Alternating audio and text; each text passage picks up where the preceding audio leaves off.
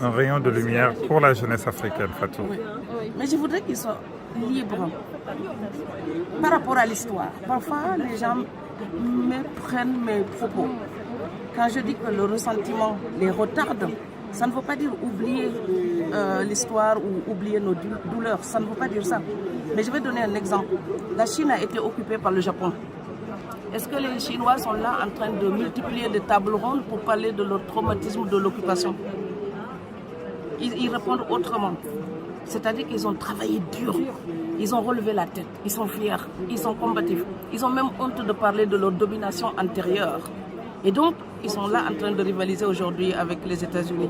Est-ce que le Japon peut avoir encore l'idée d'aller les occuper? Pas du tout. Donc, répondre par la pratique, c'est être pragmatique, c'est prendre sa place au monde. Se dire victime ne vous soulagera de rien. D'ailleurs, je vais dire une chose en Wolof. Ko yag nan sama mo dan sama mam, mu yag nan la yow sama mam mo man sa mam. Donc si vous dites tout le temps à quelqu'un votre père a terrassé mon père, il passera sa vie à vous dire mon père est plus fort que votre père. C'est ça que je voudrais enlever dans la tête de la jeunesse africaine, leur dire libérons-nous. Nous n'ignorons pas nos douleurs. Nous les connaissons tellement bien. Nous les avons étudiées. Mais nous sommes assez mûrs, assez grands, assez autonomes, assez intelligents pour nous dire qu'il y a un autre chemin possible. On nous a trompés hier, aujourd'hui j'ai les yeux ouverts. Donc comptez sur moi pour revendiquer mes droits et la dignité de l'Afrique.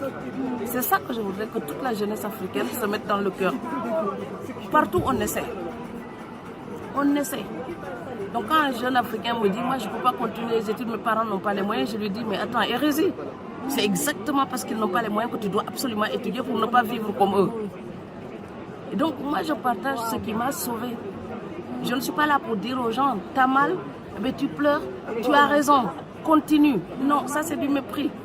Moi je veux dire aux gens, j'ai eu mal, j'ai tellement pleuré, je me suis relevée. Ma détermination, c'était ma vie sur la balance. Parce que je veux l'horizon. Et nous méritons tous l'horizon. L'intelligence, ce n'est pas une plante rare qui pousse seulement en Occident. Elle existe partout. Mais il faut y croire. Très modestement apprendre. Prendre l'intelligence où qu'elle se trouve. Qu'on arrête de nous dire, ah mais elle est vendue à la France. Je ne me suis pas vendue, je me suis donnée. J'ai aimé un homme, j'ai suivi. C'est ma vie privée. Ça ne m'empêche pas de porter l'Afrique dans mon cœur. Les humains ne sont pas des baobabs ou des cocotiers. À New York, j'ai laissé les cocotiers de mon grand-père. Dans ma tête, j'ai les mots de mon grand-père et de ma grand-mère. Je les emporte partout. Les racines, c'est comme nos neurones. On se déplace avec. Et le monde, là, il a gommé intellectuellement les frontières. Il n'y a que nous qui sommes encore là, en train de nous discuter des appartenances. Et regardez l'art de Picasso. Vous reconnaîtrez l'Afrique, nos masques africains. Si c'était nul, il ne s'en inspirerait pas. Donc ce que nous prenons pour classique, c'est le folklore des autres qui nous ont appris à respecter. Donc, Kholal Manela. Ananga fecha jala. Korfade sengor falora dabaye. Yon faden som fela khami. Et j'ai même écrit une chanson inspirée des chants bibliques serrères pour encourager les gens au travail. Et c'est moi qui l'ai écrit. Korma maroga fedanga django.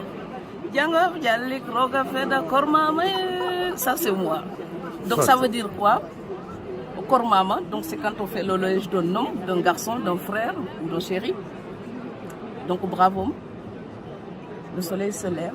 Lève-toi et va travailler. Djangov djalik roga feda kormama. Le lendemain, c'est ce que nous en faisons. Le rideau ne se lève pas tout seul. On voit les rayons du soleil, mais il faut écarter son rideau soi-même.